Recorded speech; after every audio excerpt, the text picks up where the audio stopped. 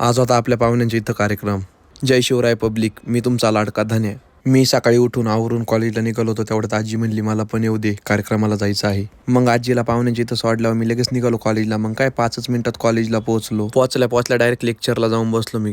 Lecture सुटलं, मग काय खाली गेल्यावर हे 2 नमुने भेटले जे येडेचाळे करीत होते.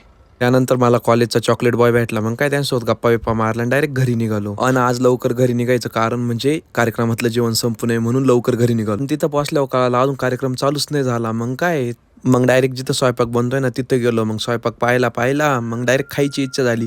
मग काय निवद नाही ठेवला आणि डायरेक्ट खायला बसलो. कारण लवकर नाश्ता बिष्टा करून घेतला, कारण की येणाऱ्या पाहुण्यांना आपल्याला वाढायचं पण होतं, त्यांना जेवू पण घालायचं होतं. मग आलेल्या पाहुण्यांना बसून दिलं, पत्रवाळ्या वाढून त्यांना जेवण बिवण करू घातलं. जेवण करून घातलं असेच 2 वाजले. मला भूक पण जास्त लागली होती. मग मी जेवायला बसलो. जेवायला बसल्यावर काय पोटभर खाल्लं. आणि आता तुम्ही म्हणत असून तू काय 2-2 वेळा जेवतो का? पण तुम्हाला माहिती फुकटचं जेवण असल्यावर कोणी सोडित नसतं. त्यानंतर जेवण झालं, आमचं कार्टून लागलं येड्यावानी करायला. येडे चाळे करून झाले. मग काय आजी म्हणली चल घरी जायचं आपल्याला. मग काय घरी निघालो आणि 5च मिनिटात घरी पोहोचलो.